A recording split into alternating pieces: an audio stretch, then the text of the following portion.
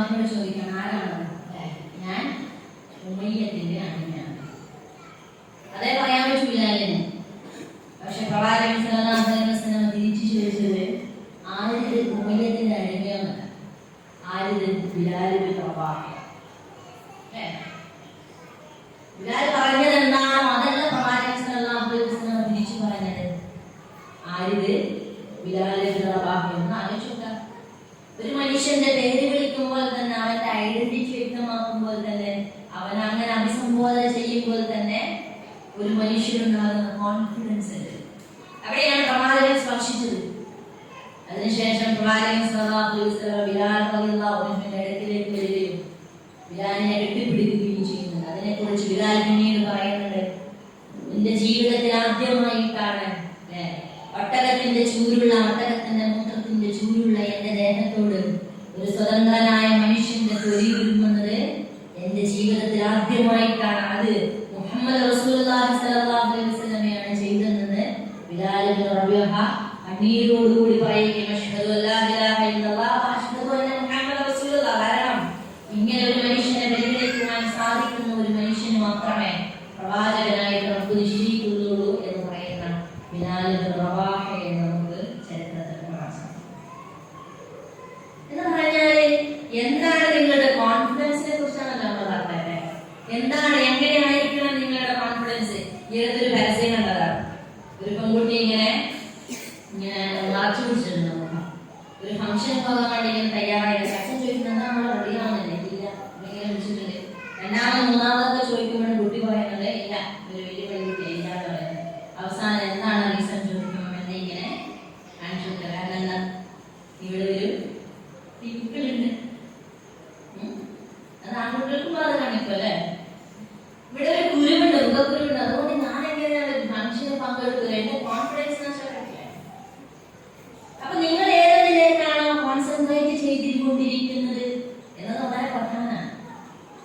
അപ്പൊ നമ്മുടെ കോൺഫിഡൻസിനെ കുറിച്ച്, നമ്മളുടെ ചിന്തകളെ കുറിച്ചൊക്കെയും നമ്മൾ എന്ത് ചെയ്യണം, ഒന്ന് ആലോചിച്ചു നോക്കണം. ഞാൻ നേരത്തെ സൂചിപ്പിച്ചു, എന്തിനാണ് റബ്ബ് ആൺ പെൺ എന്നതിനെ സൃഷ്ടിച്ചത്? എന്തിനാണ് റബ്ബ് അതും ഇതൂതും അതിരുകളും പരിധികളും നിശ്ചയിച്ചതെന്ന് ചോദിച്ചാൽ ചെറിയൊരു ഉദാഹരണം പറയാം. നിങ്ങള് 10th കഴിഞ്ഞ കുട്ടികളാണെങ്കിലും ഹോൾ ടിക്കറ്റ് കൊണ്ടാൻ പോകുന്നതല്ല. 10th കഴിഞ്ഞ കുട്ടികളല്ലായെങ്കിലും ഒരു സർട്ടിഫിക്കറ്റ് വിതരണം നടക്കണം സ്കൂളിൽ. എല്ലാവരും ഇങ്ങനെ ഭയങ്കര മുണ്ടും തള്ളുകൊണ്ട് നല്ല ശക്തിയൊക്കെ ഉള്ള കുട്ടി മറ്റൊന്ന് രണ്ടാമത്തെ പൊട്ടൊക്കെ കൊടുക്കുന്നുണ്ട്. ഞാൻ മുന്നിൽ എന്ന മട്ടിൽ മുമ്പോട്ട് പോകുന്നത്, പാവം എന്നെ കുട്ടികള് വേഗോട്ട് പോകുന്നത്. എന്താണ് ചോദിക്കുന്നത്? ഞാനല്ലേ മുമ്പിൽ, ഫുൾ ഫൈറ്റ് ആണ്.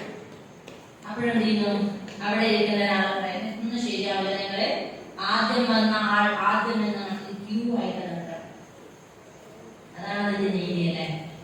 ആദ്യം വന്ന മനുഷ്യൻ എത്ര ദുർബലനാവട്ടെ അല്ലെ, ഏത് തരക്കാരനാവട്ടെ, എങ്ങനെയുള്ള മനുഷ്യനാവട്ടെ, ആദ്യം വന്നയാൾ ആദ്യം എന്ന മട്ടിൽ ഒരു ക്യൂവിൽ നിൽക്കുകയാണ് അതിന്റെ നീതി എന്ന് പറഞ്ഞാല് അപ്പോഴാണ് അത് മനോഹാരിതയുള്ളതാവുക, നീതിപൂർവ്വമാവുക എന്ന് മനസ്സിലാക്കുക. നിങ്ങളുടെ ജീവിതത്തിൽ ഒരു അടുക്കും ചിട്ടയും നിയമവും ഉണ്ടാകുമ്പോഴാണ് അത് മനോഹരമാവുക. ഏതുപോലെ ഒരു ഫുട്ബോൾ കളിയെ പോലെ. ഫുട്ബോൾ കളിയിൽ ഒരാൾ പറയാണ്, ഞാൻ എന്റെ പോസ്റ്റിലേക്ക് എന്നെ ഗോൾ അടിക്കും, അത് ഗോളായിട്ട് നിങ്ങൾ പ്രഖ്യാപിക്കണം, സെൽഫ് ഗോളായിട്ട് പ്രഖ്യാപിക്കരുത് എന്ന് പറഞ്ഞാൽ പോലെ ഒഴുക്കമായിട്ട് ഇതിനൊക്കെ ഒരു നിയമമുണ്ട്, പറ്റുന്നുണ്ട്, എന്നെ കളിക്ക് കൂട്ടുന്നെന്ന് പറയും. എപ്പോഴാണ് ഫുട്ബോൾ കളി അതിന്റെ മനോഹാരിതയോടുകൂടി മുമ്പോട്ട് കൊണ്ടുപോകാൻ ചോദിക്കുമ്പോഴേ അതിന് ചില റൂൾസ് ആൻഡ് റെഗുലേഷൻസ് ഉണ്ട്. അത് മുന്നോട്ട് കൊണ്ടുപോകുമ്പോഴാണ് ആ കളി മനോഹരമാവുക. എന്നതുപോലെ ഇസ്ലാമിൽ ചില കൃത്യമായിട്ടുള്ള അതിരുകളും പരിധികളും. അതുകൊണ്ടാണ് ഇസ്ലാം പറയുന്നത്, നിങ്ങൾ ധാരാളമായിട്ട് കച്ചവടം ചെയ്യുക. നിങ്ങൾ നമസ്കാരത്തിനെ കുറിച്ച് പറയുമ്പോൾ പ്രവാചകൻ സല്ലല്ലാഹു അലൈഹി വസല്ലം പഠിപ്പിക്കുന്നത് നിങ്ങളുടെ അവസാനത്തെ നമസ്കാരമാണ് ഇതെന്ന മട്ടിലാണ് നിങ്ങൾ നമസ്കരിക്കേണ്ടത്. അവസാനമായിട്ട് എന്റെ റബ്ബിനോട് ഞാൻ സംസാരിച്ചു കൊണ്ടേയിരിക്കുന്നു എന്ന മട്ടിലായിരിക്കണം നിങ്ങൾ നമസ്കരിക്കേണ്ടത്. നിങ്ങൾ സമ്പത്ത് സമ്പാദിക്കുന്ന സമയത്ത് നിങ്ങൾ കുറെ കാലം ജീവിച്ചിരിക്കുമെന്ന മട്ടിൽ നിങ്ങൾ എന്ത് ചെയ്യണം, സമ്പത്ത് സമ്പാദിക്കണം. പക്ഷെ അതേ സമ്പത്തിനെ കുറിച്ചും ഇസ്ലാം പറയുന്നത് നിങ്ങൾ കച്ചവടം ചെയ്യുക, നിങ്ങൾ പലിശ വാങ്ങരുത്. പറ്റില്ല. നിങ്ങൾ കച്ചവടം ചെയ്യുക, കടം കൊടുക്കുക. കടം കൊടുത്ത മനുഷ്യനെ തന്നിട്ടുണ്ട് കേട്ടോ, കിടന്നാക്കരുത്. കടം ആ മനുഷ്യൻ തിരിച്ചു തന്നാൽ എന്താ നീക്ക് എല്ലാം കണ്ടിട്ട് മൈൻഡ് ഇല്ലാത്തത് എത്രയെ സഹായിച്ചാണ്. ശുദ്ധ സൂറത്തുൽ ബഖറയിൽ അല്ലാഹു സുബ്ഹാനഹു വ തആല പറയുന്നത് നിങ്ങൾ നിങ്ങളുടെ ലാ തുബ്ദിലു സദഖാതികും ബിൽ മന്നി വൽ അദാ, നിങ്ങൾ നിങ്ങളുടെ സ്വതക്കകളെ നിങ്ങൾ മറ്റൊരുവരെ സഹായിച്ചത് നിങ്ങൾ എടുത്തു പറഞ്ഞു വേറൊരു മനുഷ്യനെ ഉപദ്രവിച്ചു അതിന്റെ നഷ്ടപ്പെടുത്തി കളയരുത്. 2 ലക്ഷം രൂപ അവർക്ക് നഷ്ടപ്പെടുത്തി കളയുന്നില്ല. നിങ്ങൾ 2 ലക്ഷം രൂപ ഒരു മനുഷ്യനെ സഹായിച്ചു, എന്നിട്ട് ആ മനുഷ്യൻ അതുകൊണ്ട് മക്കളെ പഠിപ്പിച്ചു, എന്നിട്ട് ആ കുട്ടികൾ വലിയ നിലയിലെത്തി, എന്നിട്ടാണ് നമ്മൾ ഇടക്കിടക്ക് എന്തേ ഒരു ഓർമ്മയില്ലാത്തത്? അന്ന് ഓർമ്മയുണ്ടാവും. എന്ത് കഷ്ടപ്പാടിന്റെ സമയത്ത് അന്ന് ഓർമ്മയുണ്ട്. ഇപ്പൊ തന്നെ കണ്ടിട്ട് ഒരു അങ്ങനല്ലേ വാച്ചാനിച്ച് നിൽക്കാത്തത് എന്ന് ചോദിച്ചു നിങ്ങളുടെ പണത്തെ നിങ്ങൾ നഷ്ടപ്പെടുത്തി കളയരുത് എന്ന് പ്രഭു സുബ്ഹാനഹു വ തആല പറയുന്നത്. അത് ഏതുപോലെയാണ്? ഒരു പാറയുടെ മുകളിലുള്ള മണ്ണ് പോലെയാണ്. അങ്ങനെ വിഷ്വലൈസ് ചെയ്യണം. എന്താണ് അതിന്റെ പ്രത്യേകത?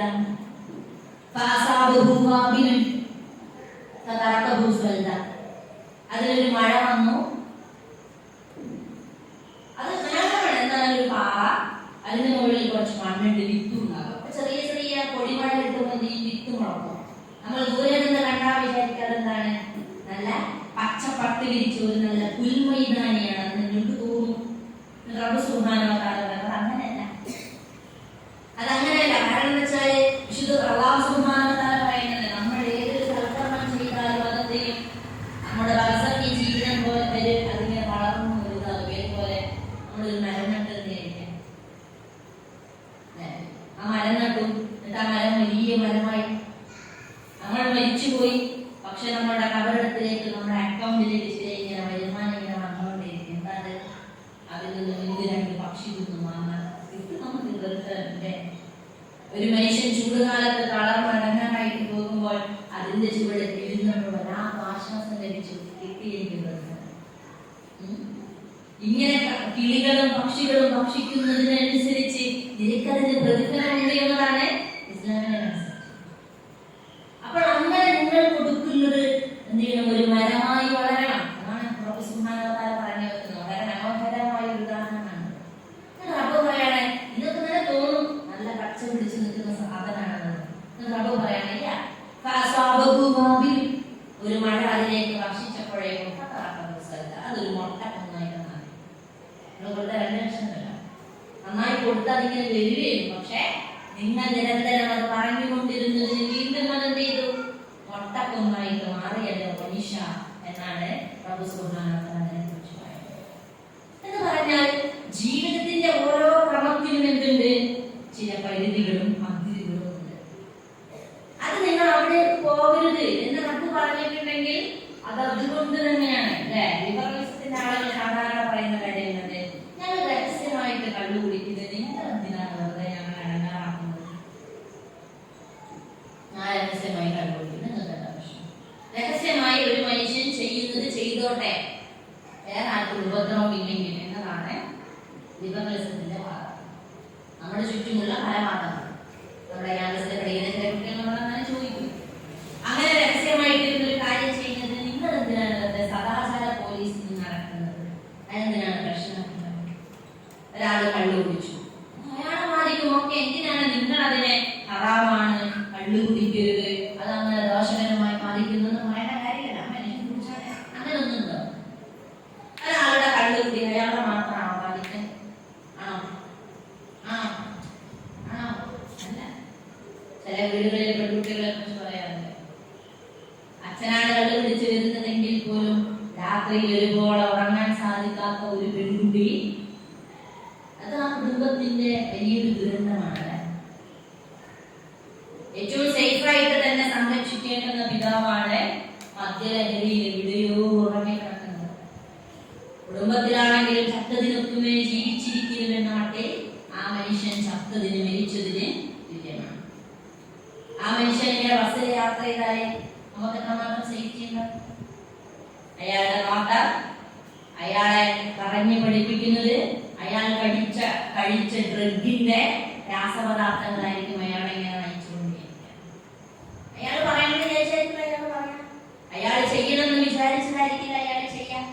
അയാൾ ചെയ്യുന്നതും പറയുന്നതും നടത്തവും എന്തിനധികം ഒരു വർത്തമാനം പോലും ചിലപ്പോഴേ അയാളുടെ നിയന്ത്രണത്തിലായിരിക്കില്ല എന്ന് പറഞ്ഞാല് അതുകൊണ്ടാണ് ഒരു മനുഷ്യൻ കുതിക്കുന്നതും ഒരു മനുഷ്യൻ ചെയ്യുന്ന തിന്മയുമില്ല, അയാൾ മാത്രം ചെയ്യുന്നില്ല, അത് മറ്റുള്ളവരെ കൂടി ബാധിക്കുമെന്നതാണ് ഇസ്ലാമിന്റെ പ്രശ്നം. അതുകൊണ്ടാണ് കള്ള് ഹറാമാണ്, നിങ്ങൾ കുടിക്കരുത് എന്ന് പറയുന്നത്.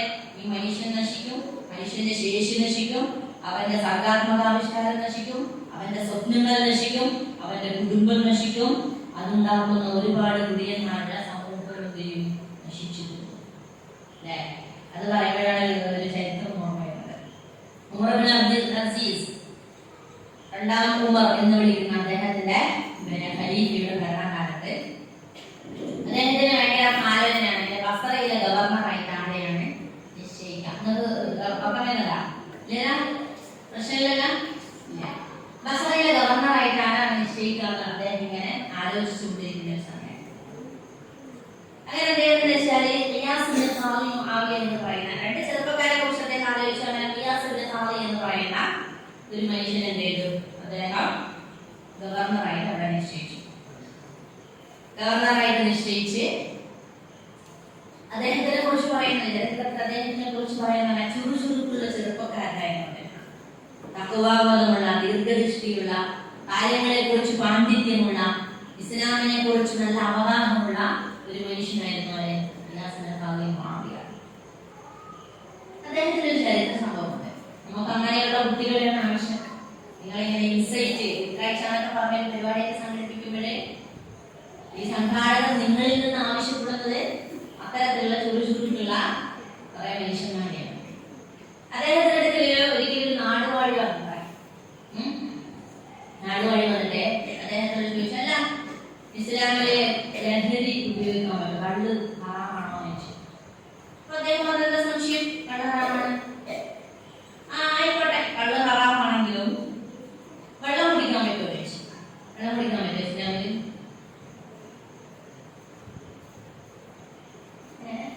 ഇസ്ലാമിൽ വെള്ളം കുടിക്കാൻ പറ്റുമോ? ഇസ്ലാമിൽ വെള്ളം കുടിക്കാൻ പറ്റുമോ? സംശയം എന്താ? ഇസ്ലാമിൽ വെള്ളം കുടിക്കാൻ പറ്റുമോ മക്കളെ? വെള്ളം കുടിക്കാൻ പറ്റുമോ?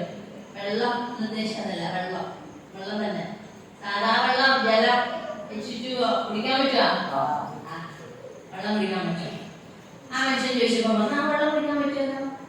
മുന്തിരി തിന്നാൻ പറ്റുമോ? സംശയം എന്താ? നിങ്ങൾ മുന്തിരി നോക്കിയൊന്നുമില്ല? മുന്തിരി തിന്നാൻ പറ്റുമോ? അപ്പൊ തിന്നാൻ പറ്റുമോ? തിന്നാൻ പറ്റും മുന്തിരി? തിന്നാൻ പറ്റും. തിന്നാൻ പറ്റും, മുന്തിരി തിന്നാൻ പറ്റൂലേ? തിന്നാൻ പറ്റും. ശരി, എങ്കിൽ എങ്ങനെയാണ് ഞങ്ങളിങ്ങനെ വെള്ളവും മുന്തിരിയും കൂടി മിക്സാക്കി ഒരു ചാറിലാക്കി അത് കുറച്ചു നാൾ മണ്ണിന്റെ അടിയിൽ കുടിച്ചിട്ട് കുറച്ചു നാൾ കഴിഞ്ഞ് ഞങ്ങൾ ഉപയോഗിക്കുന്നതിന് നിങ്ങൾ എന്തിനാണ് ഹറാമായി പ്രഖ്യാപിക്കുന്നത്? നല്ല ചോദ്യമല്ലേ? ഞങ്ങൾ അതിനെ മിക്സാക്കി ഒരു ചാറിലാക്കി എന്നിട്ട് കുറച്ചു നാൾ മണ്ണിന്റെ അടിയിൽ കുടിച്ചിട്ട് കുറച്ചു നാൾ കഴിഞ്ഞ് ഞങ്ങൾ കുടിക്കുന്നതിന് നിങ്ങൾ എന്തിനാണ് ലഹരിയായിട്ട് പറയുന്നത്? ഇസ്ലാമിന്റെ പല ചോദ്യങ്ങളും ഇന്ന് നമ്മൾ അഭിമുഖീകരിക്കുന്ന പല ക്വസ്റ്റ്യൻസും ഈ ലെവലിലുള്ളതാണെന്നാണ്. അപ്പൊ അദ്ദേഹം ചിരിച്ചുകൊണ്ട് പറഞ്ഞു, ശരി സഹോദര, ഗവർണറാണ്, താങ്കൾ ഇവിടെ ഇരിക്കും, താങ്കളുടെ ചോദ്യം വളരെ മനോഹരമായ ചോദ്യമാണ്, ഞാൻ താങ്കൾക്ക് അതിന് ഉത്തരം നൽകാം. അതിനു മുമ്പ് ഞാൻ ചോദിക്കുന്ന ചില ചോദ്യത്തിന് താങ്കൾ മറുപടി പറയുമോ? അദ്ദേഹം പറഞ്ഞു, പറയാലോ. ഞാൻ താങ്കളെ വെള്ളം കൊണ്ട് എറിയാന്ന് കേൾക്കാം, വേദനിക്കോ? കുറച്ച് വെള്ളം എടുത്തിട്ട് എറിഞ്ഞാൽ വേദനിക്കോ? ഞാൻ താങ്കളെ കുറച്ച് പൂഴി എടുത്തിട്ട് എറിയാന്ന് കേൾക്കാം, വേദനിക്കോ? കണ്ണിൽ നിന്നല്ല, അങ്ങനെ മേക്കറിയായിരിക്കാം, വേദനിക്കോ? വേദനിക്കോളൂ ഇല്ല. ഞാൻ കുറച്ച് കുമ്മായപ്പൊടി എടുത്തിട്ട് എറിയാന്ന് കേൾക്കാം, വേദനിക്കോ? കുമ്മായപ്പൊടി എന്താണെന്ന് അറിയോ? അറിയോ? കുമ്മായപ്പൊടി എടുത്ത് എറിഞ്ഞാൽ വേദനിക്കോ? എങ്കിൽ ശരി, ഞാൻ ഈ 3 സാധനം കൂടി മിക്സ് ആക്കണം. വെറുതെ കുറച്ച് നാളെ വെയിലത്തിട്ട് ഉണക്കണം. എന്നിട്ട് ഈ സാധനം കൊണ്ട് നിങ്ങൾ എറിഞ്ഞാൽ അതൊരു ഇഷ്ടികയായിട്ടോ? ഈ സാധനം കൊണ്ട് നിങ്ങൾ എറിഞ്ഞാൽ വേദനിക്കോ? മനുഷ്യൻ പറഞ്ഞോ, വേദനിക്കുന്നു മാത്രമല്ല അതിന്റെ മരണത്തിന് കാരണമായ ഗടാഗടിയെ ഒരു ഇഷ്ടിക.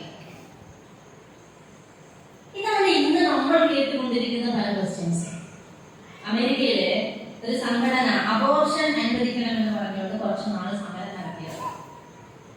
അവരത് പറഞ്ഞ കാരണം കുറെ കുട്ടി കുറ്റവാളികൾ ഉണ്ടാകുന്നു, കുറെ ക്രിമിനൽസ് കുട്ടി കുറ്റവാളികൾ ഉണ്ടാവുന്നു എന്നതാണ് അവർ പറഞ്ഞതിന്റെ കാരണം. അതിന് അവർ പറഞ്ഞത് ചില ദാമ്പത്യ ബന്ധങ്ങളിൽ അവരെന്ത് ചെയ്യും, അലോസരം ഉണ്ടാവും. മറ്റ് വിദേശ രാജ്യങ്ങളിൽ ചില ദാമ്പത്യ ജീവിതങ്ങളൊക്കെ പറഞ്ഞാൽ കുറച്ച് നാളെ ജീവിക്കും, കുറച്ച് നാളെ ഒഴിവാകാം. നമ്മുടെ ലിവിങ് ടുഗദറൊക്കെ പോലെ ഇൻവെസ്റ്റ് ചെയ്യുന്നുണ്ടോ 3 മാസമൊക്കെ ആവാം, ഞങ്ങൾ ഉണ്ടാവാം. ഇങ്ങനെ ജീവിക്കുന്നതിനിടയിൽ ഒരു പെണ്ണ് പ്രഗ്നന്റ് ആയി കഴിഞ്ഞാൽ സ്വാഭാവികമായി ഹസ്ബൻഡ് ഇട്ട് പോയി, ഭയങ്കര ഫൈറ്റാണ്. അങ്ങനെ ആ കുട്ടീനെ വേണ്ടാണ്ട് എന്ത് ചെയ്തു, ഇങ്ങനെ വളർത്തുന്ന സമയത്ത് സ്വാഭാവികമായി അവരുടെ മാനസിക നില ശരിയായിട്ടില്ല.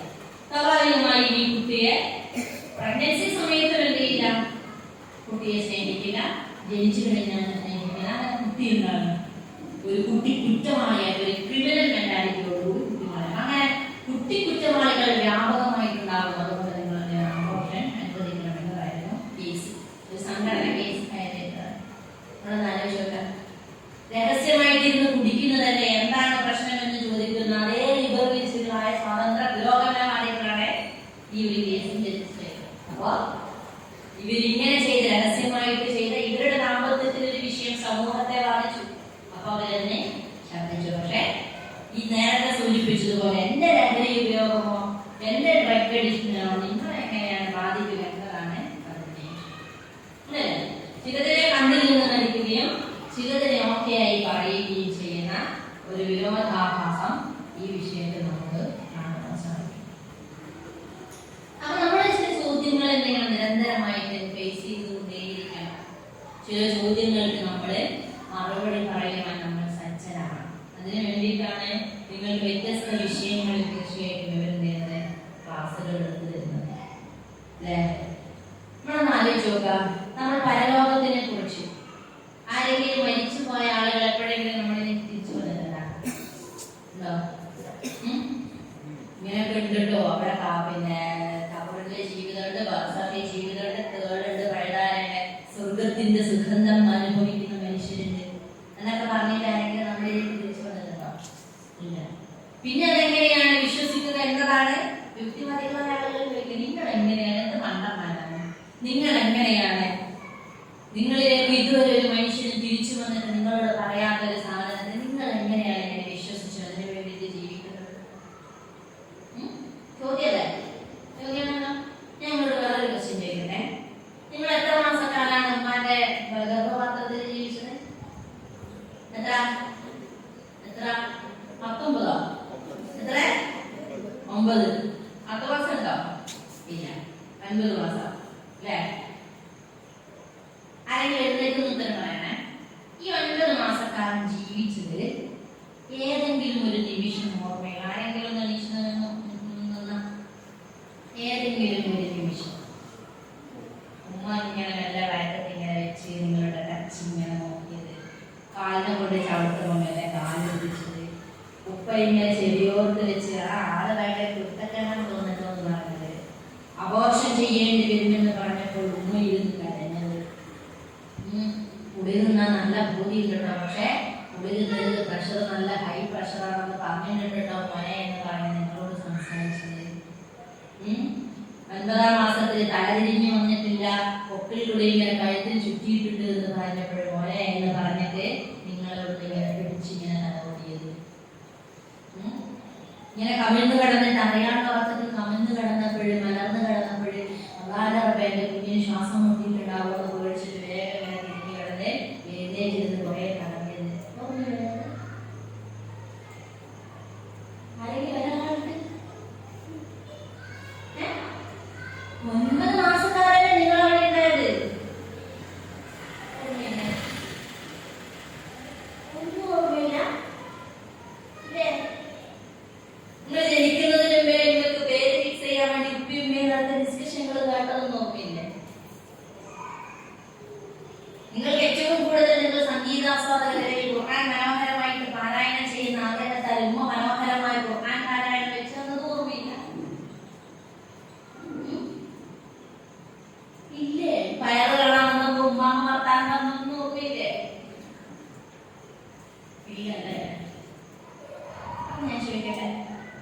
ഇനിയൊരു ജീവിതമുണ്ട് എന്ന് പറയുന്നിടത്ത് നിന്നും ആരെങ്കിലും തിരിച്ചു വരുമോ? നിങ്ങൾ ജീവിച്ച ജീവിതത്തെ കുറിച്ച് തന്നെ നിങ്ങൾക്ക് ഒന്നും അറിയില്ല. അവിടെ നിങ്ങൾ എനിക്ക് കുഞ്ഞുമോനില്ല രാവിലെ ഓരോ 2 മണി വരെ ബിസി ആയതുകൊണ്ടും സുഖമായി തുടങ്ങിക്കോട്ടെ കൂട്ടാനുള്ളതാണ്. അവനുമായി ഞാൻ നടത്തിയ സംഭാഷണങ്ങളൊന്നും എനിക്ക് ഓർമ്മയുണ്ടാവില്ല. ആ ലേബർ റൂമിൽ അവസാന നിമിഷവും പടച്ചോനെ കൈവിടല്ലേ എന്ന് പറഞ്ഞുകൊണ്ട് ഉപ്പ ഇങ്ങനെ ലേബർ റൂമിന്റെ പുറത്തിരുന്നിട്ട് കരഞ്ഞതും അങ്ങോട്ട് നടക്കേണ്ടി ഇങ്ങോട്ട് നടക്കുന്നത് എന്താ ചെയ്യേണ്ടതെന്ന് അറിയുന്നില്ല. ബ്ലഡ് ബാങ്കിലേക്ക് ഓടുന്നുണ്ട്. എന്തൊക്കെയായിരുന്നു ഒന്നും നമുക്ക് ഓർമ്മയില്ല. നമ്മൾ ജീവിച്ച ഒരു ലോകത്തിനെ കുറിച്ച് ഓർമ്മയില്ലാത്ത മനുഷ്യരാണ് നമ്മൾ. അത്രയ്ക്ക് നിസ്സാരരായ നമ്മളാണ് പറയുന്നത് ബർസഖി ജീവിതത്തെ കുറിച്ച് ആരെങ്കിലും നിങ്ങളോട് വർത്താനം പറഞ്ഞിട്ടുണ്ടോ? ഇല്ല. കഴിഞ്ഞുപോയ ജീവിതത്തെ കുറിച്ച് എനിക്കറിയാത്തതുപോലെ തന്നെ എനിക്ക് വേണ്ടി നിശ്ചയിച്ചു വെക്കപ്പെട്ട ജീവിതത്തെ കുറിച്ച് എനിക്കറിയാം. എനിക്ക് റബ്ബ് പഠിപ്പിച്ചു. അതുകൊണ്ടാണ് വിശുദ്ധ ഖുർആൻ മുമ്പിൽ വെച്ചുകൊണ്ട് മനുഷ്യരോട് പറയുന്നത്, മനുഷ്യ അങ്ങോട്ട് പോകട്ടോ, അങ്ങോട്ട് പോകരുതേ. ഒരു റൂട്ട് മാപ്പാണിത്. നിങ്ങൾ എങ്ങോട്ട് പോകണം, എങ്ങോട്ട് പോകരുത്, എന്ത് പറയണം, എന്ത് കഴിക്കണം, എങ്ങനെ സംസാരിക്കണം എന്നതടക്കം വളരെ മനോഹരമായി പറഞ്ഞ വിശുദ്ധ ഖുർആനിന്റെ അനുയായികളാണ്. അപ്പൊ നമുക്ക് മുമ്പിൽ ഉണ്ടാകുന്ന പല ക്വസ്റ്റ്യൻസ് വളരെ ബുദ്ധിപരമെന്ന് തോന്നി നമ്മുടെ മുമ്പിൽ കൊണ്ടുവന്ന് വെക്കുന്ന കുറെ സാധനങ്ങളുണ്ടാകും. അതൊക്കെ ചെറിയ എന്താ പറയാ ഏറ്റവും വലിയ മണ്ടത്തരമാണെന്ന് നമ്മളൊന്ന് വെറുതെ ഒന്ന് ചിന്തിച്ചു നോക്കിയാൽ മനസ്സിലാക്കാൻ സാധിക്കും. അതുകൊണ്ടാണ് നേരത്തെ സൂചിപ്പിച്ചതുപോലെ പ്രഗ്നൻസി സമയത്ത് വളരെ റിലാക്സ് ആണെന്നാ പറയാ. നല്ലത് കേൾക്കണം, നല്ലത് വായിക്കണം, കുട്ടിയുടെ സ്വഭാവത്തെ അത് പാലിക്കും എന്ന് പറഞ്ഞാൽ ഇതിന്റെ അർത്ഥം നിങ്ങൾ കേൾക്കുന്നുണ്ട്, നിങ്ങൾ അറിയുന്നുണ്ട് അവരുടെ സ്പർശനത്തെ, നിങ്ങൾ മനസ്സിലാക്കുന്നുണ്ട് എന്നുള്ളത് റബ്ബ് സൃഷ്ടിച്ചു വെച്ച വ്യവസ്ഥയാണ്. പക്ഷേ ഈ ഭൂമിയിലേക്ക് വന്നതിന് ശേഷം ഒരു തരിമ്പ് പോലും നിങ്ങൾക്ക് ഓർമ്മയില്ല എന്നതാണ് വാസ്തവം. അല്ലേ? എത്രമാത്രം ചോദിച്ചാണ് പ്രിയ രക്ഷിതാക്കളോട് പറയാനുള്ളതാണ് അല്ലെ. പാരന്റിങ് എന്ന് പറഞ്ഞാൽ വളരെ ഗൗരവപ്പെട്ട ഒരു കാര്യമാണെന്ന് നമുക്കറിയാം. അല്ലെ? എത്രയെന്ന് വെച്ചാൽ ഇപ്പൊ എന്റെ ചെറിയ മോനെ 9 മാസമായി. അവരോടിപ്പം അങ്ങനെ ആക്കലുണ്ടോ കുട്ടികളോട് കുറച്ച് ട്യൂണ് മാറ്റുമെന്ന് പറഞ്ഞാൽ നടത്തുന്നത് കുട്ടികൾ കഴിയാൻ തുടങ്ങില്ല. മക്കളെങ്ങനെ രസമല്ലേ കാര്യങ്ങളൊക്കെ ആ ട്യൂണ് മാറ്റുന്നത് മതിയാവോ കുട്ടികൾ കരയിപ്പിക്കാൻ? പാരന്റിനെ കുറിച്ച് പറയുന്നത് നമ്മളിങ്ങനെ ഹറി പറയാക്കിട്ട് എങ്ങനെയെങ്കിലും കുഞ്ഞി പാല് കുടിച്ചാൽ മതിയെന്ന് വിചാരിച്ചിട്ട് നല്ല തിരക്കിട്ട് കുട്ടീനെ പാല് കുടിക്കാൻ നോക്കിയാലോ നടക്കില്ല. നിങ്ങൾ വളരെ റിലാക്സ് ആയിട്ട് കുട്ടിയെ സ്നേഹത്തോടെ ചേർത്ത് പിടിച്ച് അവന്റെ കരച്ചിൽ ക്ഷമിപ്പിക്കാൻ ഒരു ഒഴിഞ്ഞിടത്ത് നിങ്ങൾ മകനും മാത്രം കുഞ്ഞു മാത്രമായി ഇരിക്കുന്ന ഒരു സമയത്ത് വളരെ ശ്രദ്ധ, നിങ്ങളുടെ മുഴുവൻ കോൺസെൻട്രേഷനും കുഞ്ഞിനെ കൊടുത്താൽ കുട്ടി പെട്ടെന്ന് റിലാക്സ് ആവും. അല്ലാണ്ട് നിങ്ങൾ എന്ത് സർക്കസ് വെച്ചിട്ട് എന്ന് പറഞ്ഞാൽ ഒരു മനുഷ്യനെ അത്രമാത്രം സ്പർശനം, അവന്റെ സ്വഭാവം, അവന്റെ പെരുമാറ്റം നിങ്ങളെ കണ്ട് വളരുന്ന മക്കളെ കുറിച്ച് കൂടിയാണ് നമ്മൾ പറഞ്ഞുകൊണ്ടേയിരിക്കുന്നത്. അതുകൊണ്ടാണ് സത്യവിശ്വാസികളായ നമ്മളോട് നമ്മുടെ സ്വഭാവത്തെ കുറിച്ച്, നടത്തത്തെ കുറിച്ച്, പെരുമാറ്റത്തെ കുറിച്ച് ഇത്ര വൃത്തിക്ക് ഇസ്ലാം പറയുന്നത്. ചിരിയെ കുറിച്ച് പറയുന്നത് എന്താ? പ്രവാചകൻ ചിരി അതെന്താണ്? ചിരി എന്താവുന്നത് സദഖയാണ്, സമ്മാനാണ്. എന്റെ ചിരി പോലെയാണോ നിങ്ങളെ ചിരി? ആണോ? ആണോ? നിങ്ങൾ ചില ഈ കോൺടെസ്റ്റ് ഒക്കെ കാണാൻ ഒരു ഇത്ര മാത്രം കൊടുക്കും, ഇത് ഏത് നടിയാണെന്ന് അറിയാമോ എന്ന് പറഞ്ഞാൽ നിങ്ങൾക്ക് തിരിച്ചറിയാൻ പറ്റും. കാരണം എന്താ? ആ ചിരി വേറൊരു ചിരിയും പോലെ ആയിരിക്കില്ല. ആരുടെയെങ്കിലും ചിരി വേറൊരാളുടെ ചിരി പോലെയാണോ? അല്ല എന്ന് 100% നമുക്ക് ഉറപ്പിച്ചു പറയാം. ഒരു മിടുക്കി എന്ന് പറഞ്ഞ റിയാലിറ്റി ഷോ ഉണ്ട്. ഞാൻ പറയുന്നത് നമ്മുടെ ചുറ്റുമുള്ള എല്ലാ പരസ്യവാചകങ്ങളും പുതിയ ചിന്തകളും നമ്മളോട് പറയാൻ നിങ്ങളുടെ ശരീരത്തിലേക്ക് നിങ്ങൾ ഫോക്കസ് ചെയ്തുകൊണ്ടിരിക്കുകയാണ്. നിങ്ങളുടെ സുഖം, നിങ്ങളുടെ സന്തോഷം, നിങ്ങളുടെ ആസ്വാദനം വൈപിടിക്കുന്നു മക്കളെ. ശരിക്കാം. എന്തിനാണ് നിങ്ങൾ ഇങ്ങനെ ലിമിറ്റേഷനിൽ ഭയങ്കര പങ്ക്ച്വലായിട്ട് ജീവിതത്തിൽ കൊണ്ടുപോകുന്നത്?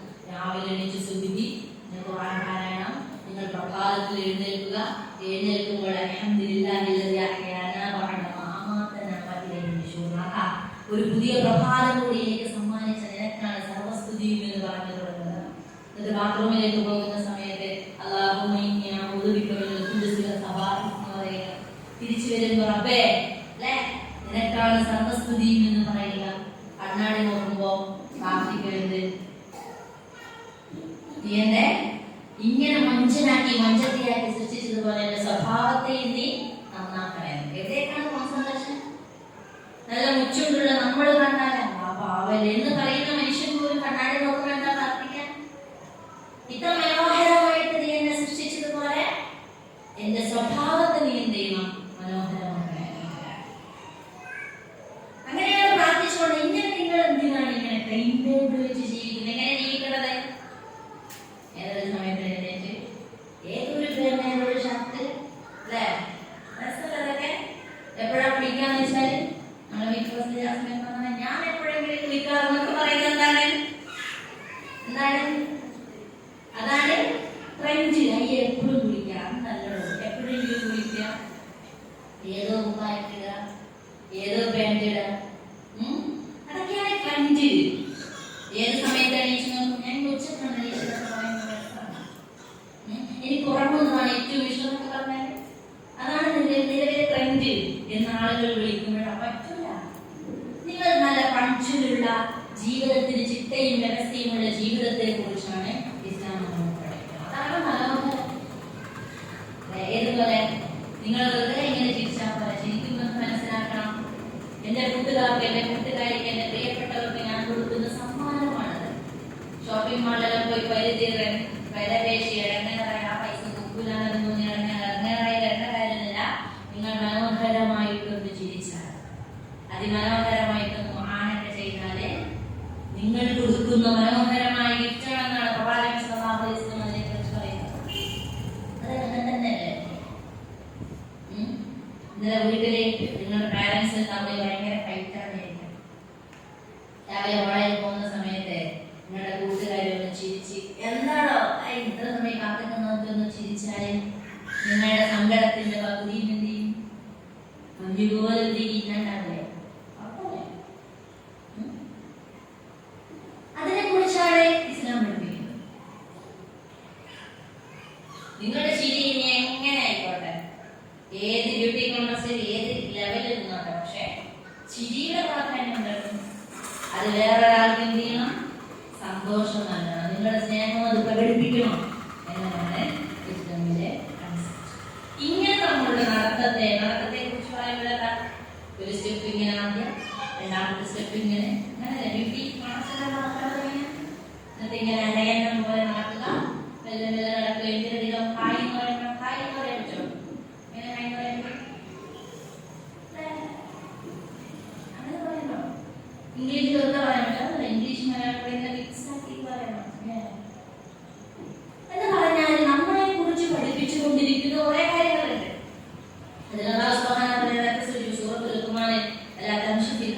നിങ്ങൾക്കൊരിക്കലും ഭൂമിയെ പിളർത്താനാവില്ല മനുഷ്യ. അതുകൊണ്ട് നിങ്ങൾ എന്ത് ചെയ്യണം? നിങ്ങൾ താഴ്മയോടുകൂടി വിനയത്തോടുകൂടി നടക്കണം എന്നതാണ് നിങ്ങൾക്കൊരിക്കലും ഭൂമി പിളർത്താൻ പറ്റില്ല. നിങ്ങൾ നിസ്സാരരാണ്. അതുകൊണ്ട് നടത്തത്തിന്റെ കാര്യത്തിലും ശബ്ദം ഉയർത്തുമ്പോഴും നിങ്ങൾ കഴുതയെ പോലെ ഒച്ചയിട്ട് സംസാരിക്കരുത്. നിങ്ങൾ എന്ത് ചെയ്യണം? നിങ്ങളുടെ സംസാരത്തിൽ, നിങ്ങളുടെ നടത്തത്തിൽ മിതത്വം പാലിക്കണമെന്ന് ഇതാണ് നമുക്ക് ആവശ്യം അല്ലേ? നിങ്ങളോട് കള്ളത്തരം പറയുന്ന സ്നേഹിതനെയാണ് നിങ്ങൾക്ക് ഇഷ്ടം, കൂട്ടുകാരിയാണ് ഇഷ്ടം, പിന്നെ അളവ് പറയാത്ത കൂട്ടുകാരിയാണ് ഇഷ്ടം, അളവ് പറയാത്ത ഇതന്നെയാണ് ഇസ്ലാം പറയുന്നത്. നിങ്ങൾ വാഗ്ദത്തം പറഞ്ഞാൽ അത് ലംഘിക്കുന്ന ആളെയാണ് നിങ്ങൾക്ക് ഇഷ്ടം, അത് പങ്ക്ച്വലായിട്ട് നടപ്പാക്കുന്ന ആളെയാണ് ഇഷ്ടം. അപ്പോ ഒരു നല്ല മനുഷ്യനെ കുറിച്ച് നമ്മളുടെ സങ്കല്പത്തിലുള്ള കുറെ കാര്യങ്ങളുണ്ട്. ഇത് തന്നെയാണ്, ഇതിലേക്കാണ് എന്ത് ചെയ്യുന്നത്? ഇസ്ലാം നമ്മളെ കൈപിടിച്ചു നടത്തിക്കൊണ്ടേയിരിക്കുന്നത്. അത് തീർച്ചയായിട്ടും നമുക്ക് എന്ത് ചെയ്യണം? മനസ്സിലാക്കാൻ സാധിക്കണം. ഞാൻ നേരത്തെ സൂചിപ്പിച്ചതുപോലെ ഇന്ന് ജെൻഡർ കക്കൂസുകളെ കുറിച്ച് ചർച്ച ചെയ്യുമ്പോഴേ ആളുകൾക്ക് ഇതിലേക്ക് ഭയങ്കര പുരോഗമനല്ലേ? അടിപൊളിയല്ലേ?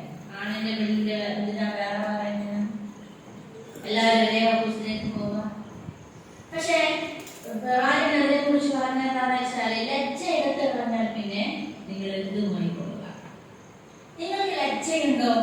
ഈമാനിന്റെ ഭാഗമാണ് ലജ്ജ എന്ന് പറഞ്ഞാല് നിങ്ങൾക്ക് ലജ്ജയില്ലെങ്കിൽ നിങ്ങൾ എല്ലാം മെല്ലെ മെല്ലെ നിങ്ങളിൽ നിന്നും ഒഴിവാക്കും.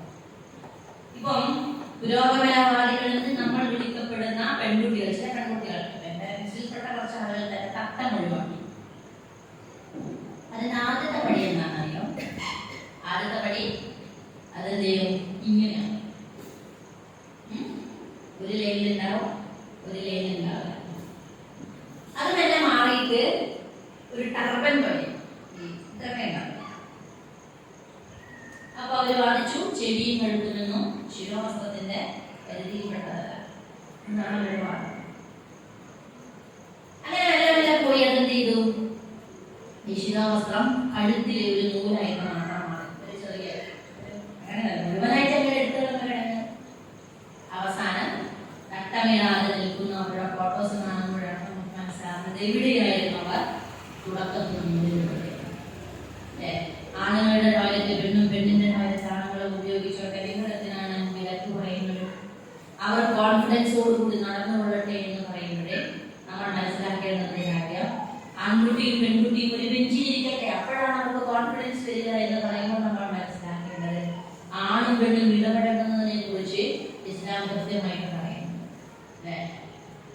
അത് സ്പർശനത്തിലേക്ക് എത്തുന്നുവെങ്കിൽ അത് ഹറാമാണെന്ന് പഠിപ്പിക്കുന്നതല്ല, പുരോഗമനം അറിയാത്തതല്ല. നമ്മെ സൃഷ്ടിച്ച റബ്ബിനറിയാം. നേരത്തെ ഞാൻ സൂചിപ്പിച്ച് നമ്മളുടെ അനാട്ടമി ലക്ഷോപലക്ഷം സെല്ലുകളിൽ റബ്ബ് സൃഷ്ടിച്ച കുറെ കാര്യങ്ങളുണ്ടല്ലേ, ഹോർമോണുകളുണ്ട്.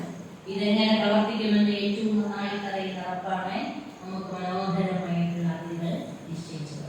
ഏതുപോലെ ഇപ്പോ റോഡ് സൈഡിൽ വീടുള്ള ഒരു വീട്ടിലെ മുതിർന്ന കുട്ടി, 10ാം ക്ലാസ്സായ കുട്ടി, ഇളയ LKG പഠിക്കുന്ന കുട്ടി റോഡിലേക്ക് ഓടുമ്പോൾ ഇടക്കിടക്ക് ഗേറ്റ് കൊണ്ട് കുടിച്ചുകൊണ്ട് എന്നിട്ട് പറയിട്ട് ഓവലയുടെ വണ്ടി വരും. എത്ര പറഞ്ഞാൽ ഈ കുട്ടിക്ക് മനസ്സിലാവുന്നത് ഇല്ല. അവരാകെ ചിലപ്പോൾ വിചാരിക്കും ആ വണ്ടി ഇടിക്കും, അത്ര മാത്രമേ അറിയില്ലേ. പക്ഷേ മൂത്ത കുട്ടിക്കറിയാം വണ്ടി ഇടിക്കും, അവർ ചില ട്രാൻസ്പോർട്ടിൽ തന്നെ മരണം സംഭവിക്കും. ജീവിതകാലം മുഴുവൻ എൻ്റെ ഉമ്മയും ഉപ്പയും ഞാനും അടക്കം തന്റെ കൊച്ചനുജനെ കുറിച്ചുകൊണ്ട് വേദനയ്ക്ക്. അതുകൊണ്ട് ആദ്യത്തെ നടപടി എന്താണ്? നെഞ്ചടക്കുക, പിടിച്ചു കൊണ്ടുവരിക, അവനെ ശാസിക്കുക, പോകരുത് എന്ന് പറയുന്നത്. ഇത് ആരെ ചെയ്യും? അറിവുള്ള മനുഷ്യനാണ് അത് ചെയ്യുന്നത് അല്ലേ? അറിവുള്ള മനുഷ്യർ നോ പറയുമ്പോൾ അതിന് പിന്നിൽ ഒരു യുക്തി ഉണ്ടെന്നതാണ് നമ്മൾ മനസ്സിലാക്കുന്ന. തീർച്ചയായും അങ്ങനെ തന്നെ നമുക്കിടയിലുള്ള അതിരുകളെ, പദ്ധതികളെ, വേദികളെ അത് അതിന്റെ രീതിയിൽ തന്നെ മനസ്സിലാക്കാൻ നമുക്ക് സാധിക്കണം. ബാത്റൂമിലെ കൈകണ്ടാവർ ഉപയോഗിച്ചിരുന്ന ഒരു ബാത്റൂമിൽ നിന്നും ഒരു കുറേ ലേഡീസ് ടോയ്ലറ്റുകൾ ഒരു ബാത്റൂമിൽ ഒരു പെണ്ണെങ്ങനെയായിരിക്കും സാധാരണ ഇറങ്ങി വരും? ഒരു ആൺകുട്ടി എങ്ങനെയായിരിക്കും ഇറങ്ങി വരും? അല്ലേ? ചിലപ്പോ ഇങ്ങനെ കുറച്ച് ഷർട്ട് താക്കുന്നത് ഉണ്ടാവും, അല്ലെങ്കിൽ കുട്ടികളൊന്ന് ഇത് റെഡിയാക്കുന്നതേ ഉണ്ടാവും അല്ലേ? നമുക്ക് ഏറ്റവും കംഫർട്ടായിട്ട് എപ്പോഴാണ് തോന്നുന്നത്? എവിടെ പോകുമ്പോഴാണ് കംഫർട്ടായിട്ട് അനുഭവപ്പെടുക? നമ്മുടെ ഡ്രൈവറാണ് അല്ലേ? ഇപ്പൊ എന്റെ കുട്ടിക്ക് പാല് കൊടുക്കണമെങ്കിൽ രാവിലെ ഇരിക്കുന്ന സമയത്തും എനിക്ക് ഭയങ്കര ഡിസ്റ്റർബൻസ് ആയിരിക്കും. പക്ഷേ അതിനൊരിടം കുറച്ചും കൂടി വളരെ രഹസ്യമായ സ്ഥലം കിട്ടുമ്പോഴാണ് നമുക്ക് ഒരു കംഫർട്ട് ഫീൽ ചെയ്യുന്നത്. ആൺകുട്ടികൾക്കും അങ്ങനെ തന്നെയാണ്. അതിനെയാണ് മെല്ലെ മെല്ലെ മുറിച്ച് മുറിച്ച് മുറിച്ച് മുറിച്ച് ഇല്ലാതാക്കി കളയുന്നത്. വരും നമുക്ക് മതിലുകൾ പൊളിക്കാം എന്നതാണ് ആക്ഷൻ തന്നെ അല്ലേ? ക്യാമ്പസുകളിലെ സംഘടനകളുടെ ആക്ഷൻ തന്നെ വരും നമുക്ക് മതിലുകൾ പൊളിക്കാം, വരും നമുക്ക് മതിലുകൾ തകർത്തെറിയാം എന്നതാണ് ചില ക്യാമ്പസ് സംഘടനകളുടെ ആക്ഷൻ തന്നെ. വരും നമുക്ക് ഒരുമിച്ചിരിക്കാം, മതിലുകൾ തകർക്കാം. അതൊക്കെ ആൺകുട്ടികളും പെൺകുട്ടികളും ഇങ്ങനെ വട്ടം കൂടിയിരിക്കുന്ന കുപ്പിയടിക്കുന്ന അല്ലെ? ആൺകുട്ടികളോട് ചോദിക്കും വൈകിട്ട് എന്താ പരിപാടി? എന്റെ അർത്ഥം ഒന്നേ ഉള്ളൂ, എന്താ പരിപാടി? ഏത് നൂറ്റാണ്ടെന്ന് എഴുന്നേറ്റ് വരികയാണോ? ഇതൊന്നും ഇല്ലാണ്ട് എന്താണ് ചെയ്യുന്നത്? Next question. അതിനോട് നോ പറയാൻ സാധിക്കുക എന്നതാണ് ഒരു മനുഷ്യന്റെ കപ്പാസിറ്റി, ഒരു സത്യവിശ്വാസിയുടെ കപ്പാസിറ്റി. ഞാനില്ലല്ലോ അല്ലെ? ആദ്യം ഒന്ന് ഷെയ്ക്ക് ഹാൻഡ് ചെയ്യാൻ വരുമ്പോഴേ എനിക്കിത് പറ്റില്ല എന്ന് പറയുന്നിടത്താണ് ഒരു മുസ്ലിം പെൺകുട്ടിയുടെ കപ്പാസിറ്റി. ഞാനത് നിഷ്കളങ്കമായി എത്ര നിഷ്കളങ്കമായി തന്നാലും എനിക്ക് തരുന്ന കൈ അത്രമാത്രം നിഷ്കളങ്കമായി കൊള്ളണമെന്നില്ല. ഇനി ഓക്കെ, നിങ്ങൾ 10ൽ 9 പേരെ നിഷ്കളങ്കമായിട്ടാണ് നിനക്ക് കൈ തരുന്നതെങ്കിലും ഒരാൾ തീർച്ചയായിട്ടും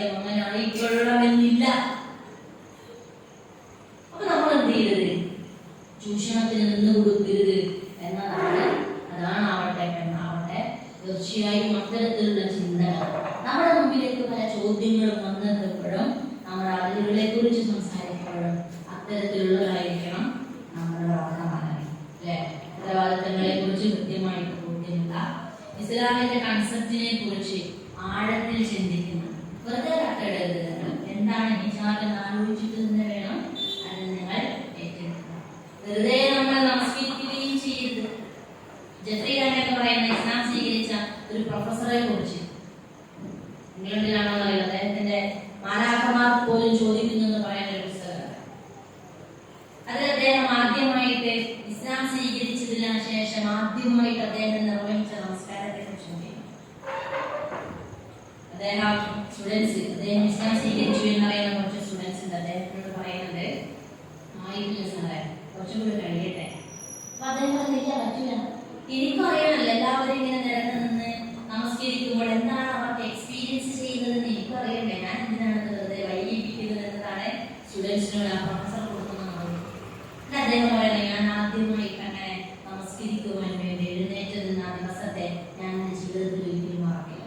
എന്നിട്ട് അദ്ദേഹം പറയുന്നത്, ഞാൻ എഴുതിയെടുത്തിരുന്നു ഉതെടുക്കുക എന്നൊക്കെ പറയുന്നു. അങ്ങനെ ഞാനതൊക്കെ വായിച്ചിങ്ങനെ ഉതെടുത്ത് ചിലരെ ഞാൻ ബൈഹാട്ടാക്കിയിട്ടുള്ളൂ, ചിലത് ഞാൻ നോക്കി തന്നെ എന്ത് ചെയ്തു പറഞ്ഞു. നമസ്കാരത്തിലെ എല്ലാ പ്രാർത്ഥനകളും ഞാൻ മനഃപ്പാടമാക്കിയിരുന്നു. അദ്ദേഹം പറഞ്ഞു, ആദ്യമായിട്ട് ഞാൻ എന്ത് ചെയ്തു, അങ്ങനെ കൈകെട്ടി അല്ലാഹു അക്ബർ പറഞ്ഞു. ഞാനിങ്ങനെ കൈകെട്ടി അങ്ങനെ വെച്ചു. ശേഷം ഫാത്തിഹ സൂറത്തൊക്കെ ഓടി. എനിക്ക് പ്രത്യേകിച്ചൊന്നും ഫീൽ ചെയ്യില്ല. ഞാനങ്ങനെ റുകൂഇലേക്ക് പോയി.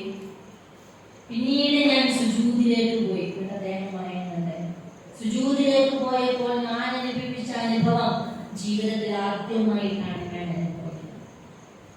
ജീവിതത്തിൽ ആദ്യമായിട്ടാണ് വെറും മണ്ണിൽ ഞാൻ എൻ്റെ മുഖം ഓർക്കുന്നത്. നമ്മുടെ ഏറ്റവും പ്രീഷ്യസ് ആയിട്ട് ഉണ്ടാകുന്ന സാധനമാണ് നമ്മുടെ മുഖം. നമ്മുടെ ഒരാളുടെ മുമ്പിൽ തലനീക്കാൻ ആഗ്രഹിക്കില്ല അല്ലെ, നമ്മളെന്തെങ്കിലും ഉയർന്നു നിൽക്കണം, തലയുയർത്തി പിടിച്ചിട്ടാണ് അദ്ദേഹം പറയുന്നത്, ജീവിതത്തിൽ ആദ്യമായിട്ട് മനുഷ്യർ നടക്കുന്ന വെറും മണ്ണിൽ ഞാൻ എൻ്റെ മുഖം കുത്തി. എന്റെ എല്ലാ അഹങ്കാരങ്ങളും ഞാൻ എന്ന ഭാവവും ഞാൻ വെറും മണ്ണിലേക്ക് എന്റെ നാഥന്റെ മുമ്പിൽ സമർപ്പിച്ചു. എന്റെ ജീവിതത്തിൽ ഇന്നേ വരെ ഞാനെന്ന് തോന്നിയ എല്ലാ ഭാവങ്ങളെയും ഞാൻ എന്ത് ചെയ്തു, കഴുകി കളഞ്ഞതുപോലെ എനിക്ക് തോന്നി. അതിനുശേഷം അദ്ദേഹം പറയുന്നത്, ആ സുജൂദിന് ശേഷം എത്ര സമയം ഞാൻ കരഞ്ഞുകൊണ്ട് സുജൂദിൽ ഇരുന്നതെന്ന് എനിക്കറിയില്ല. അവസാനം ഒരുപാട് സമയത്തിന് ശേഷം സലാമിയിട്ട് പിരിയുമ്പോഴേ എന്റെ കണ്ണ് മാത്രമല്ല, എന്റെ ഷർട്ടും ഞാനിട്ട വസ്ത്രവും നനഞ്ഞിരിക്കുന്നതാണ് ഞാൻ കണ്ടത് എന്ന് പറയുന്നു. എന്ന് പറഞ്ഞാല് ഒരു മനുഷ്യന്റെ ആദ്യത്തെ സുജൂദിന്റെ അർത്ഥമാണ്. ഒരു സഹാബിയുടെ ഒരു ചരിത്രമുണ്ട്. അദ്ദേഹത്തിനെ എന്ത് ചെയ്തു, ഖുറൈശികൾ അദ്ദേഹത്തിനെ പിടിച്ചു. യുദ്ധത്തിന്റെ സമയത്താണ് ഞാൻ പറഞ്ഞത്, ഉപകാരം തോന്നുന്നു. അദ്ദേഹത്തിനെ പിടിച്ചു വെച്ചു. അദ്ദേഹത്തിനെ പിടിച്ചു വെച്ചതിന് ശേഷം അദ്ദേഹത്തിനോട് ചോദിക്കുന്നത്, എന്താണ് അവസാനത്തെ ആഗ്രഹം? സഹാബിന്റെ പേര് എന്താണ് അവസാനത്തെ ആഗ്രഹം എന്ന് ചോദിച്ചപ്പോൾ അദ്ദേഹം പറയണേ, എനിക്ക് 2 റക്അത്ത് നമസ്കരിക്കണം. ശരി, അത് സമ്മതിക്കണ്ടേ? അങ്ങനെ അദ്ദേഹം 2 റക്അത്ത് നമസ്കരിച്ചതിന് ശേഷം പുഞ്ചിരിയോടുകൂടി അവരോട് പറയുന്നത് കഴിഞ്ഞു. അപ്പോൾ അദ്ദേഹത്തോട് ചോദിക്കുന്നത്, നീ ഇപ്പൊ വിചാരിക്കുന്നില്ലേ നിന്റെ ഈ സ്ഥാനത്ത് മുഹമ്മദ് ആയിരുന്നെങ്കിൽ നന്നായിരുന്നു എന്ന്? മരണത്തെ കുറിച്ച് നിനക്ക് ഭയമല്ലേ എന്ന് ആ സഹാബിയോട് ചോദിക്കുമ്പോൾ അദ്ദേഹം പറയുന്നത്, പ്രവാചകൻ എവിടെയായിരിക്കുമോ ഇപ്പോൾ അവിടെ ഒരു പ്രയാസവുമില്ലാതെ വീണ്ടും സന്തോഷത്തോടെ അദ്ദേഹം ഇരിക്കണമെന്നാണ് ഈ സമയത്ത് ഞാൻ ആഗ്രഹിക്കുന്നത് എന്ന് ആ സഹാബി പറയുന്നു. എന്നിട്ട് അദ്ദേഹം പറയുന്നത്, എന്റെ റബ്ബുമായി ഞാൻ നടത്തുന്ന അവസാനത്തെ മുനാജാത്താണ്, അവസാനത്തെ സംഭാഷണമാണ് ഈ ഭൂമിലോകത്ത് ഞാൻ നടത്തുന്നത്. നിങ്ങൾ എന്നെ തെറ്റിദ്ധരിക്കുമായിരുന്നില്ലെങ്കിൽ, എന്താ തെറ്റിദ്ധരിക്കാൻ? പേടിച്ചിട്ട് നിസ്കാരം നീട്ടുകയാണ്, ഭയന്നുകൊണ്ട് നമസ്കാരം നീട്ടുകയാണെന്ന് നിങ്ങൾ തെറ്റിദ്ധരിക്കുമെന്ന് ഭയമില്ലായിരുന്നുവെങ്കിൽ ഞാൻ നമസ്കാരം എത്രമാത്രം ദീർഘിപ്പിക്കുമായിരുന്നോ എന്ന് ആ സഹാബി പറയുന്നതായിരുന്നു. എന്ന് പറഞ്ഞാല് നമസ്കാരത്തെ അല്ലേ, നമ്മുടെ പ്രവാചകൻ സല്ലല്ലാഹു അലൈഹി വസല്ലം പറയുന്നത്, എന്താ നിസ്കാരം കൃത്യമായോ നിങ്ങളുടെ ജീവിതത്തിന് തന്നെ ഒരു ചിട്ടയും വ്യവസ്ഥയും.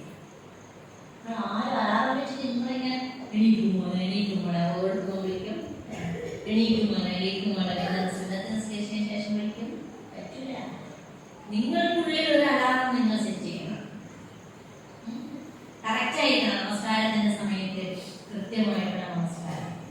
അപ്പൊ നിങ്ങളുടെ ജീവിതത്തിൽ തന്നെ ചില സെറ്റിങ്സുകൾ ഉണ്ടാകും, അജണ്ടകൾ ഉണ്ടാകും. കളിക്കാൻ ഇത്ര സമയം നിർബന്ധമായിട്ട് കളിക്കണം, ഇത്ര സമയത്ത് സമയത്ത് രാത്രി ഇത്ര സമയത്തിനുള്ളിൽ ഭക്ഷണം കഴിച്ചു കഴിയണം, ഇത്ര സമയം മണിക്കൂർ 2 മണിക്കൂർ നിർബന്ധമായും പഠിക്കണം, ഇത്ര സമയമാകുമ്പോഴേക്കും ഉറങ്ങണം. ഉറങ്ങുമ്പോൾ എന്ത് ചെയ്യണം? ഞാൻ അന്ന് ചെയ്ത നന്മകളെ കുറിച്ച് ഞാനന്ന് റിവൈസ് അടിച്ച് നോക്കണം. ഞാൻ ആരെയെങ്കിലും വേദനിപ്പിച്ചിട്ടുണ്ടെങ്കിൽ അത് എന്ത് ചെയ്യണം? ഒന്ന് റിവൈസ് അടിച്ച് നോക്കണം. അല്ലേ? ഒരിക്കൽ സഹാബാക്കൾ ഇങ്ങനെ ഇരിക്കുന്ന സമയത്ത് നിർത്താനായി വന്നു.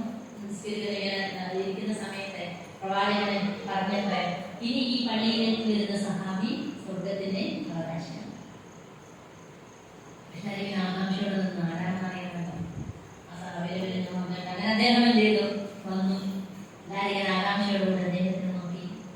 അദ്ദേഹം എന്നിട്ട് നമസ്കാരമൊക്കെ കഴിഞ്ഞ് തിരിച്ച് വീട്ടിലേക്ക് പോയപ്പോൾ ഒരു സഹാബി ഇദ്ദേഹത്തിന്റെ കൂടെ പോയി. അറിയണമല്ലോ എങ്ങനെയാണ് ഇദ്ദേഹം സ്വർഗത്തിന്റെ അവകാശിയായി തീർന്നതെന്ന് അറിയണമല്ലോ. അങ്ങനെ അദ്ദേഹം ഇദ്ദേഹത്തിന്റെ അതിഥിയായിട്ട് വിട്ടപ്പോൾ.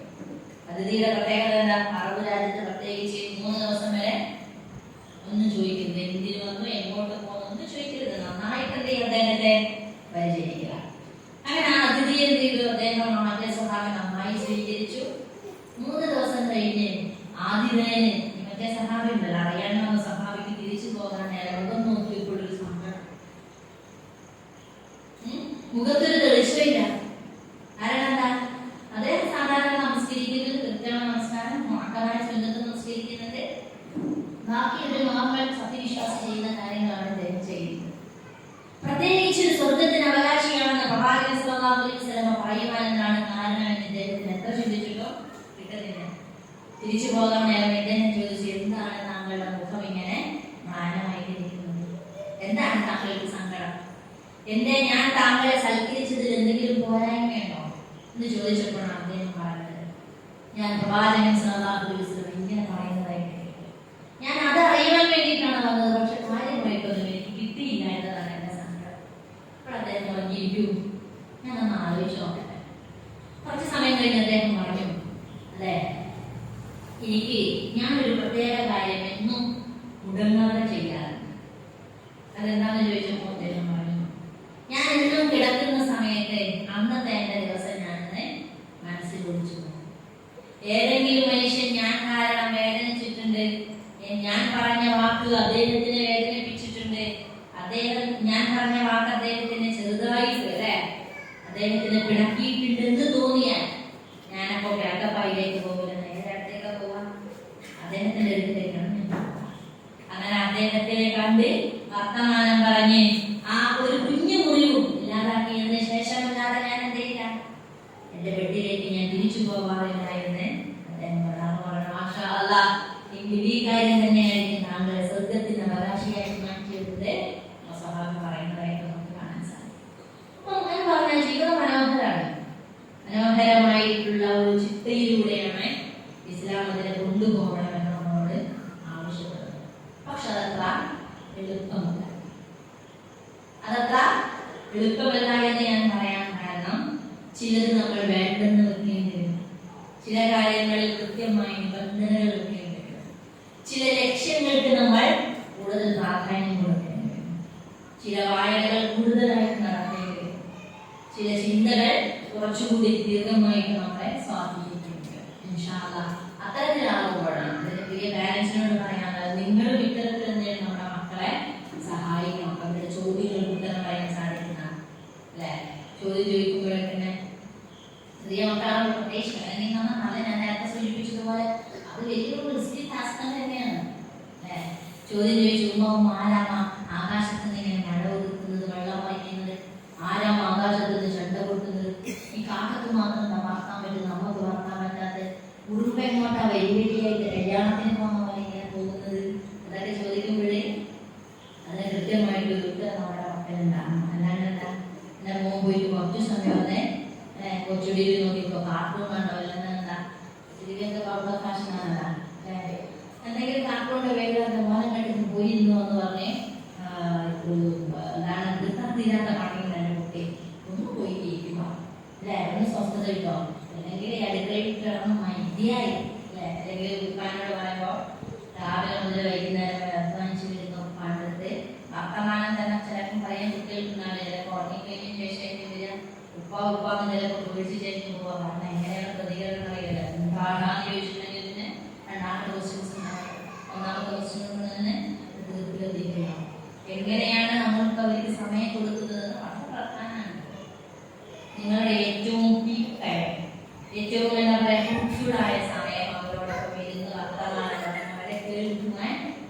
പ്രിയ രക്ഷിതാക്കൾക്ക് സാധിക്കണം. രക്ഷിതാക്കളോട് ഒരു കാര്യങ്ങൾ പറഞ്ഞുകൊണ്ടാണ് നോക്കാം. ഇത് പറഞ്ഞു ചോദിച്ചാല് ഇപ്പൊ സൂചിപ്പിച്ചതുപോലെ ചെറുപ്പത്തിൽ ഇങ്ങനെ അടുത്ത് വരുമല്ലേ, അമ്മ ഓളില്ലമ്മ അല്ലേ, അങ്ങനെ ആക്കി ഓൾക്ക് നല്ല അടിയിട്ടില്ല ടീച്ചർ എടുത്തെന്ന് പറയുമ്പോൾ തുടങ്ങി. എപ്പോഴാണ് മോളെ ഇത് തീരല്ലേ, മോനെ എന്താ പറയണത് പറയണത്, മെസ്സിയില്ല മെസ്സിന്ന് അടിച്ചാൽ ഗോളില്ല, ഉമ്മ കേട്ടല്ലേ മെസ്സിനെ കുറിച്ച് എന്നൊക്കെ പറയാ. എന്നിട്ടോ റൊണാൾഡോയുടെ അല്ലേ എന്താണ് റൊണാൾഡോയുടെ ഷോട്ട് ഉമ്മ കാണുന്നതൊക്കെ പറയുമ്പോഴേ എത്ര അറിയില്ലെങ്കിലും ഒന്ന് ഇരുന്നുണ്ട്. അതല്ലെങ്കിൽ എന്താ സംഭവിക്കാം, നമ്മളോട് വർത്തമാനം പറയുമ്പോൾ ഒന്ന് അങ്ങോട്ട് പോവോ മോനെ, അല്ലെങ്കിൽ അങ്ങോട്ട് പോയി തരുമോ മോളെ എന്ന് ചോദിച്ചാല് എന്താ സംഭവിക്കാന്നറിയോ, ഒരു 17-18 വയസ്സാകുമ്പോഴേ, ഒരു 15-14 വയസ്സ് ടീനേജിന്റെ പ്രായത്തുമ്പോഴേ നമുക്കിങ്ങനെ സംശയം, മരുവിന് ശേഷം കുട്ടിയെ കണ്ടാ പോന്ന് ഇൻസ്റ്റാഗ്രാമിൽ ഇത്ര സമയം ഇരുന്നിട്ട് ആരോടാ ചാറ്റ് ചെയ്തത് അല്ലേ, എന്താണ് ആരാണ് ഈ കുട്ടീന്റെ കൂട്ടുകാര് അല്ലേ, ആരാണ് ഇവനെ മുന്നോട്ട് നയിക്കുന്നത്.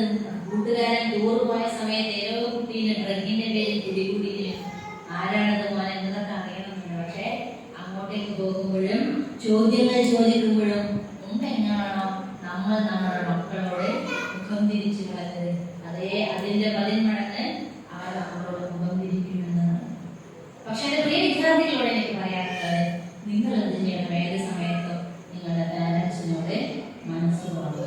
ഇന്നത്തെ കാലത്ത് പല അപകടങ്ങളും ശ്രദ്ധയിൽപ്പെടുമ്പോൾ മനസ്സിലാക്കാൻ സാധിക്കുന്നത് തുറന്നു പറഞ്ഞിരുന്നെങ്കിൽ പരിഹരിക്കാനാവുന്നതായിരുന്നു പല പ്രശ്നങ്ങൾ. കാരണം നിങ്ങളുടെ സന്തോഷം എന്ന് പറയുന്നതാണ് പാരന്റ്സിനെ സംബന്ധിച്ചിടത്തോളം അവരെക്കാളും പ്രധാനപ്പെട്ട കൺസേൺ. അവർക്ക് മുറിവ് വന്നാൽ അവര് വേദനിച്ചാലോ വേദനിക്കുന്നതിനേക്കാൾ 10 മടങ്ങ് നിങ്ങളുടെ വേദന എന്ന് പറയുന്നത് അവരെ സംബന്ധിച്ചിടത്തോളം പ്രധാനം. അതുകൊണ്ട് ഒന്ന് തുറന്നു പറഞ്ഞാൽ, ഒന്നിരുന്നാൽ, ഒന്ന് കേൾക്കുമോ ഉമ്മ ഉപ്പ എനിക്ക് നിങ്ങളോട് കുറച്ച് കാര്യം സംസാരിക്കാനുണ്ട് എന്ന് പറഞ്ഞാൽ തീരുന്ന പ്രശ്നമേ ഉണ്ടാകൂ പലതും. അത് നിങ്ങളുടെ കൂട്ടുകാരുടെയോ കൂട്ടുകാരിയുടെയോ കൂട്ടുകാരന്റെയോ ഉപദേശത്തിലൂടെ മുന്നോട്ട് പോയാൽ ചിലപ്പോൾ നിങ്ങൾക്ക് അപകടമായിരിക്കും സംഭവിക്കുക. കാരണം എക്സ്പീരിയൻസ് ആളുകളുടെ അടുത്തേക്ക് ആ പ്രശ്നം എത്തിയാൽ നിങ്ങൾക്ക് പലതിൽ നിന്നും രക്ഷപ്പെടാൻ സാധിക്കും. നിങ്ങൾ വലിയ ട്രാക്കിൽ കുടുങ്ങിയതല്ല ഞാൻ പറയുന്നത്, ജീവിതത്തിന്റെ ഏത് അവസരത്തിലോ നിങ്ങൾക്ക് തുറന്നു വെക്കാൻ പറ്റുന്ന ഒരു പുസ്തകമായിട്ട് നിങ്ങളുടെ പാരന്റ്സിനെയും ബന്ധുക്കളെയും നിങ്ങൾ കാണുക.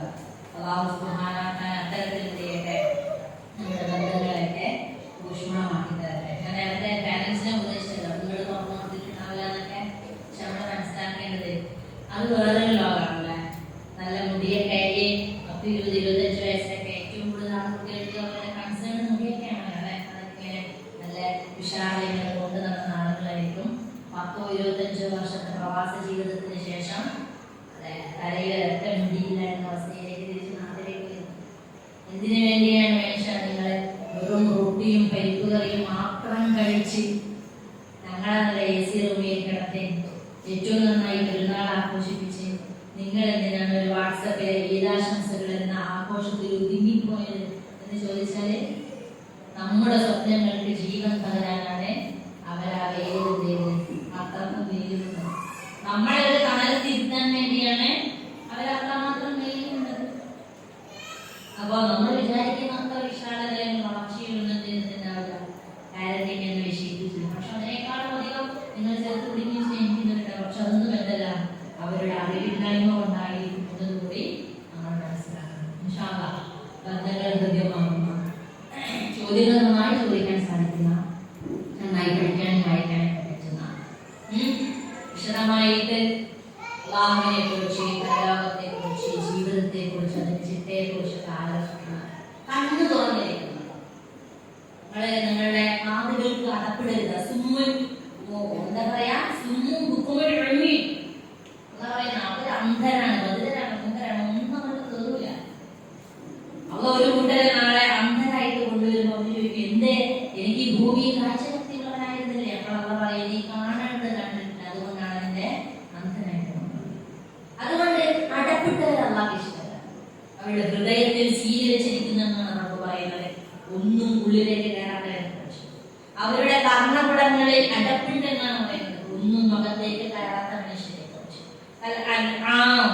അവ കന്നുകാലികളെ പോലെ എങ്ങോട്ടേക്കാണ് അടിച്ചു കൊണ്ടുപോകുന്ന അങ്ങോട്ടേക്ക് പോകുന്നതാണ് പ്രശ്നം.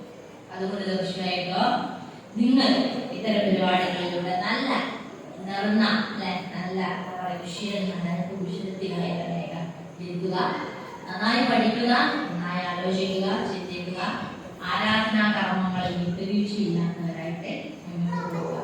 സ്വഭാവം വീണ്ടും വീണ്ടും നന്നാക്കിക്കൊണ്ടേയിരിക്കുക. ചെറിയ നന്മകളെ പോലെ നിസ്സാരമാക്കി കാണാതിരിക്കുക. ഇതുപോലെ വഴിയിലൂടെ കടന്നു പോകുമ്പോൾ കിടക്കുന്നതാണ് അത് മാറ്റുന്നത് എന്നാണ് ഈ മാത്രത്തിൽ അതായി തെളിയട്ടെ. അതൊരു സുഹൃതമാണ്, നിങ്ങളുടെ അക്കൗണ്ടിൽ വരുന്നൊരു പുണ്യമാണ് എന്ന് മനസ്സിലാക്കുക. ബസ്സിലിരിക്കുന്ന സമയത്ത് പ്രഗ്നന്റ് ആയ ഒരു സ്ത്രീ അല്ലെങ്കിൽ കാല് വയ്യാത്ത പാവ ഒരു മനുഷ്യനാണ് ടിൻറ്റുമോനെ പറഞ്ഞാൽ ടിൻറ്റുമോനോട് ചോദിച്ചു കണ്ണടച്ച് കിടക്കുന്ന ടിൻറ്റുമോ പറഞ്ഞത് എനിക്ക് എന്താ അറിയില്ല, വയസ്സായിരിക്കും നിൽക്കുന്നത് ഇങ്ങനെ കാണാൻ ഇഷ്ടമില്ലാത്തത് എണീച്ചെടുത്താണ്. എനിക്കെന്താ വയസ്സായാലും നിൽക്കുന്നത് കാണാൻ ഇഷ്ടമില്ലാത്ത അല്ലേ. അവർക്കൊരു എണ്ണീട്ട് കൊടുക്കുമ്പോൾ നമുക്ക് മനസ്സിൽ എഴുതിക്കണം, അതിന് ഒരു നന്മ ചെയ്യാൻ എനിക്ക് സാധിച്ചത് വേണം. ഇങ്ങനെ ജീവിതത്തെ ഇസ്ലാമിന്റെ ഒരു കൺസെപ്റ്റിൽ നിന്നുകൊണ്ട് വായിക്കുക, ജീവിതത്തെ മനോഹരമാക്കുവാൻ, ചില കൺസെപ്റ്റുകളെ പൊളിച്ചെഴുതുവാൻ, ചില ചോദ്യങ്ങൾക്ക് ഇസ്ലാമിന്റെ കൂട്ടമനകൾ കൊണ്ട് തന്നെ നേരത്തെ നമ്മളെ വികാസയെ കുറിച്ച് പറഞ്ഞതുപോലെ നല്ല മൂർത്ത ചോദ്യങ്ങൾ ഉന്നയിക്കുവാൻ നമുക്ക് സാധിക്കണം. അല്ലാഹു സുബ്ഹാനഹു വ തആല നമ്മളെയൊക്കെയും അനുഗ്രഹിക്കുമാറാകട്ടെ. തീർച്ചയായും റബ്ബിന്റെ ഏറെ തൃപ്തിയുള്ള, അവനെ ഇഷ്ടപ്പെടുന്ന, അവന്റെ രീതിയനുസരിച്ച് ജീവിതത്തെ മുന്നോട്ട് കൊണ്ടുപോകാൻ സാധിക്കുന്ന, യുദ്ധത്തിലും അതിനുശേഷം വിശാലമായി കിടക്കുന്ന പരലോക ജീവിതത്തിൽ ഇതൊരു തുള്ളി മാത്രമാണല്ലോ പറഞ്ഞത്. വിശാലമായി കിടക്കുന്ന സമുദ്രത്തിലെ ജലനിരക്ക് എണ്ണി തിട്ടപ്പെടുത്താൻ സാധിക്കുമോ? ഇല്ല അല്ലേ? എങ്കിൽ അതാണ് പരലോകം എന്നാണ് പരലോകത്തെ കുറിച്ച് അപ്പോൾ ആ പരലോകത്തെ കുറിച്ച് ജീവിക്കുവാൻ നമുക്ക് മാറാവട്ടെ. തീർച്ചയായും ഒരുമിച്ചുകൂടെ സ്വാഗതമായ അങ്ങനെ നമുക്ക് സ്വീകരിക്കുമാറാവട്ടെ. ഞാനിവിടെ പറഞ്ഞ വാക്കുകൾ എന്ത്